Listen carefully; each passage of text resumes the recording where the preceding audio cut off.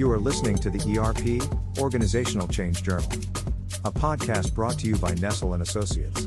So now what I'd like to do, Maureen, is I'd like to take the next few questions and share with our listeners some key notions in a blog that you wrote that was titled How Leaders Can Prepare Themselves for a Digital Transformation. So now we're going to take some of your expertise and insight as it pertains to leadership, but maybe talk a little bit in the context of a digital transformation. And in that blog, you share some ideas that I would like to share. It says, to be prepared for transformation, I believe leaders must update their mindsets and behaviors. Below are my suggestions for getting started. I'm going to share these 7 different suggestions, and then I'd like to ask you some specific questions on a couple of these. The first one is focus on what's best for your organization. The second is be prepared to make tough decisions. That's very true. Number 3 is think critically. Number 4 is stay curious. Number 5, develop yourself and others. 6, inspire others. And 7, lastly, learn from other perspectives. And one of the things, Maureen, you know as well as I do, that these large-scale digital transformations and ERP organizational change, it's not just about technology, and it's not just about the right process or the right project management tactics, although those are incredibly valuable, incredibly important. There's these, sometimes I would call them intangible pieces, right, that are more invisible and hard to see and a little more abstract. And I think that's really some of the ideas that you're touching on here. So for your first one, you state that, again, focus on what's best for your organization. How does any organization know if they're actually focusing on what's best for them? So hopefully leaders know. And so let me give a couple examples.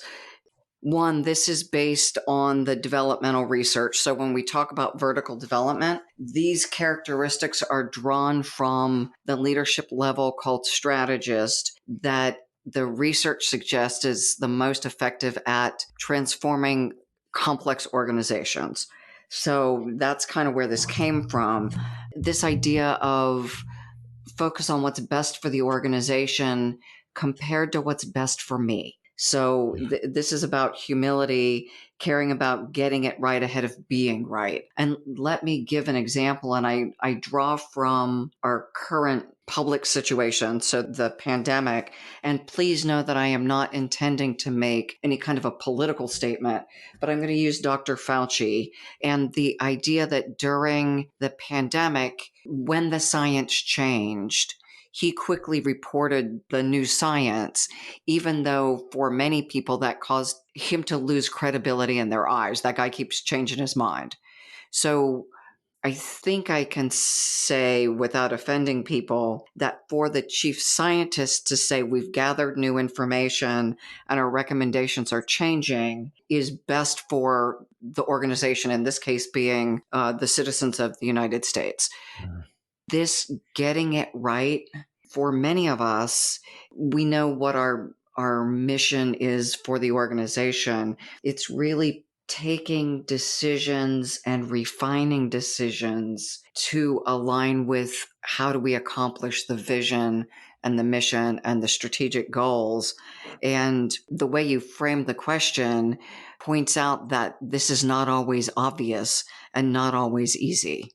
Yeah, so true. I think you illustrated the point well. So, Maureen, this is a good one here. I like the next one. Be prepared to make tough decisions. And so my question there would be, again, how do leaders handle this exactly? I mean, what are some ways in which leaders can be prepared to make tough decisions?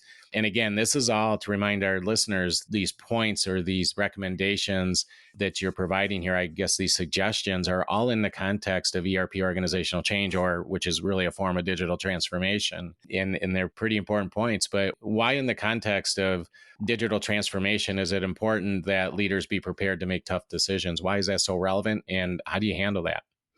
So if we think about an ERP, we're often changing business processes.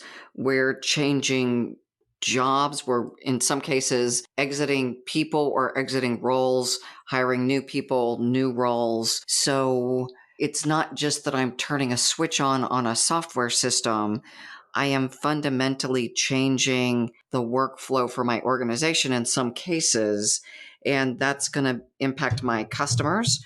It's going to impact my employees. It's going to impact morale. If we look at the volume of change, one of the things we did with a large organization where I led the change management efforts for an ERP was looked at the volume of change by role. And by understanding kind of the stakeholder analysis, we did basically the job change first, and then we automated. So we said, okay, the customer service reps, inside sales, we're going to have the greatest amount of change. So we're going to staff to the new level and have them do the new work using Excel sheets. And then when we implement the ERP, they're just going to be turning on a computer system. So part of it is having a very clear sense of what impact am I making on the organization and how is that going to ripple through? And the beauty and the curse of an ERP is I make a change in one part of the system and it really does ripple through the entire organization. And so what we did with this organization is, and this was a steel manufacturing plant, so complex organization. We charted the entire business process. So this is the old-fashioned big wall charts, floor to ceiling kind of thing, and did it in kind of the swim lane approach, and looked at the magnitude of change. We moved the boxes around. We understood the changes for each part of the organization. We time-faced it. We sliced the data in all kinds of ways. And so in that case, part of the preparing for the decisions was having enough information and understanding the organization's values, understanding the culture. So think about how many ERPs you've seen fail because the organization, when it met resistance, it didn't have the staying power, or the implementation happens and the leaders are exited. So as you pointed out at the beginning, getting through an implementation is tough in the best of situations. And often when these decisions are made, the implications are significant as they ripple through the organization. Well said. I couldn't agree more.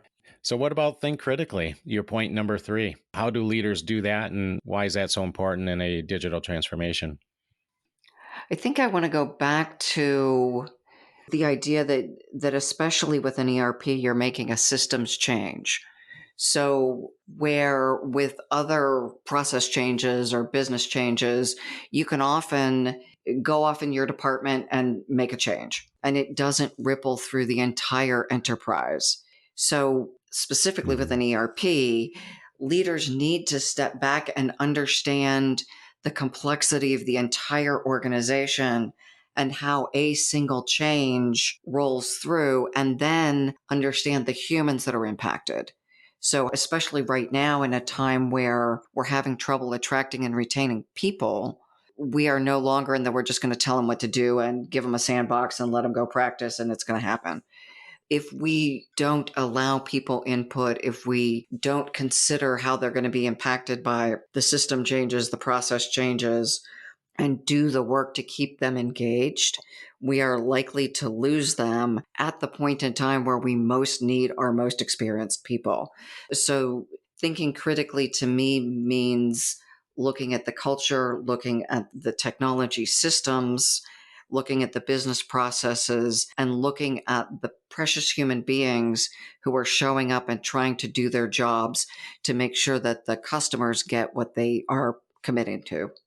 Yeah. So in a way, thinking critically is being open-minded, being innovative, being creative. And then, from a leadership perspective is kind of promoting and endorsing that attitude throughout the organization. Allow your team to think critically. And I think sometimes that just takes that ability to take a step back, see the big picture, and see what the impact is up and downstream, but also to allow people to be creative and think of new ways to do things.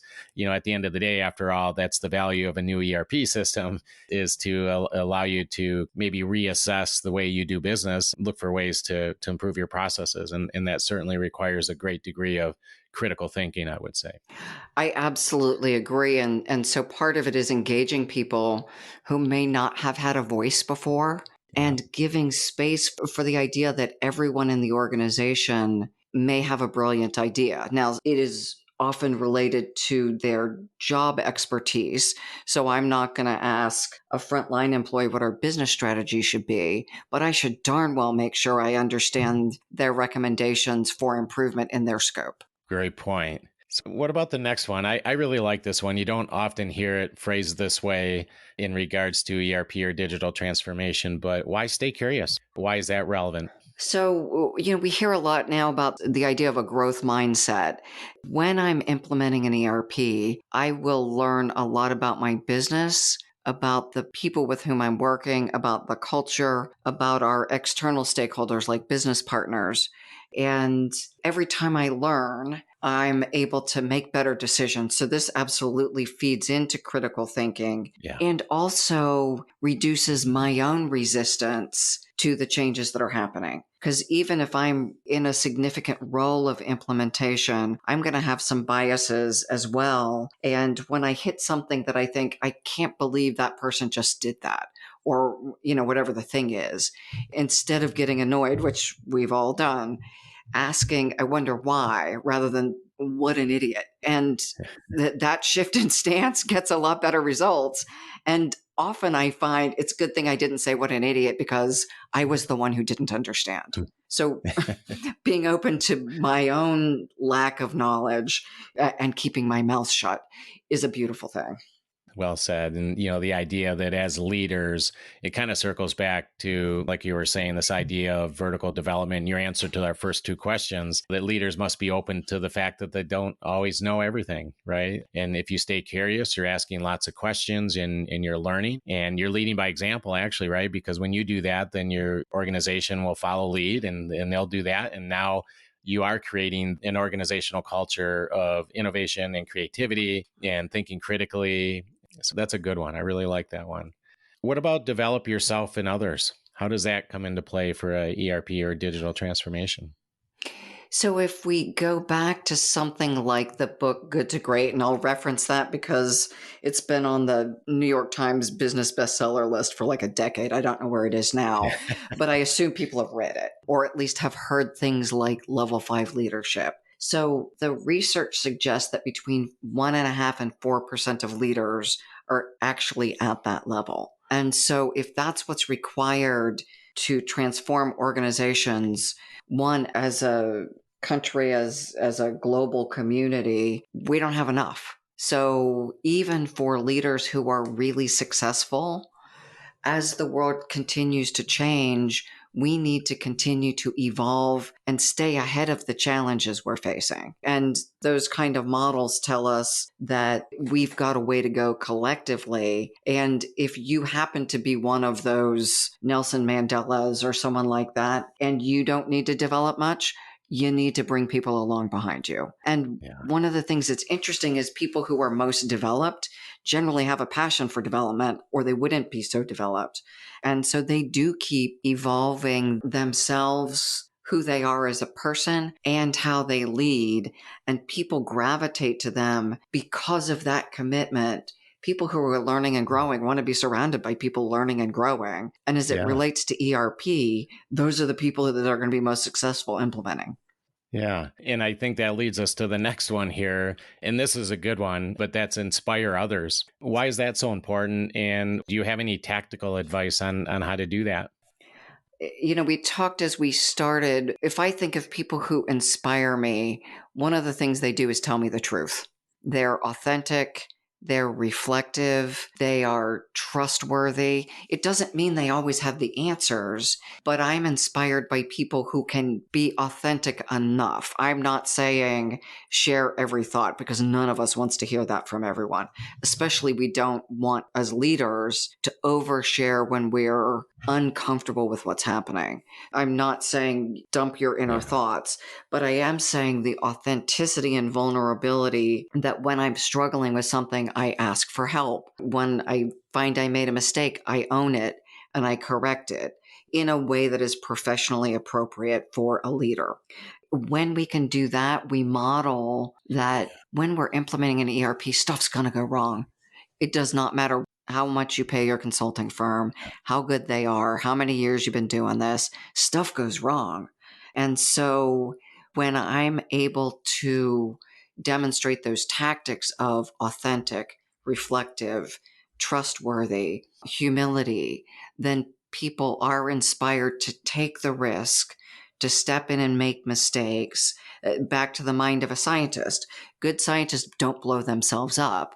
They have a hypothesis, they test it, and they course correct as they go. So what they're really good at is, one, formulating the right hypothesis, and then running small enough experiments that they are directionally correct and always moving forward, even if they need to course correct some. Yeah. It's the idea that being authentic and reflective and trustworthy as a leader, one of the things that does is certainly not only inspires others, but it also leads to trust, right? It creates and promotes trust. And I think that one of the biggest, qualities a leader can have during an ERP organizational change is trust, because like you said, things go wrong. There's no such thing as 100% perfect ERP organizational change effort, and there's always something. But when things do go wrong, you want to have that leader you can trust. And, and that comes with being authentic, reflective, listening, being trustworthy. And, that basically arms you with the right tools to lead your team through some pretty challenging times. So that's well said. And your summation is brilliantly captures what I think crystallizes the comments. Yeah, there's been quite a bit of work, and especially in the context of ERP and organizational change specifically, in this idea of trust and leading others with trust. And I personally think that that's probably one of the most significant attributes that a leadership team can have going through a large scale ERP organizational change effort. I think people undervalue that idea often. Here's another favorite: learn from other perspectives. So we know that a culture of innovation and learning is crucial, as we've discussed. And you have some nice articles in a blog called How to Create a Culture of Innovation and Learning. I want to circle back on that topic. When you talk about develop yourself and others and stay curious, I think in all of your responses, this idea of innovation and learning has come up. So I'm going to refer back to a blog that you did. I believe it was back in 2017. And again, we'll share this link with our listeners. But can you share some practical pointers with our listeners in terms of learning from others and creating a learning organization in general? So a lot of this, again, the 7 points you spelled out really intertwine. So a lot of this is about collaboration. And if I am working as a scientist, I realize I don't have all of the answers. And if we look at the pandemic as a good opportunity to elaborate, that scientists from around the world were collecting data on people who were infected with COVID. And so what helped us find vaccines sooner was that scientists shared the data. That I realize first and foremost, back to that humility, I know when I need to ask questions, I know when I don't have the answers, and I know how to convene or pull the right people together and structure the conversations to get valuable solutions to what we're doing. And part of that means I have to entertain points of view that are very different than mine. And in some cases, be willing to let go of how I see things. And Jack, I'll say, if you tell me something and it's not what I thought you would say, and I don't want to hear it, I've got to be curious, ask why you think that, and actually seek out people who see the world differently, because that allows us to create more robust solutions than we would have with a bunch of like-minded people or me sitting in my office by myself. So for me, it's really creating an environment where people are encouraged to share different points of view. They feel that they're valued. They actually have to be valued. And it doesn't mean that everything everyone says gets implemented, but we create this environment where people understand where the solution came from. So I'll pull something from this person and that person, and we will collectively participate in a process that allows all of us to learn and grow.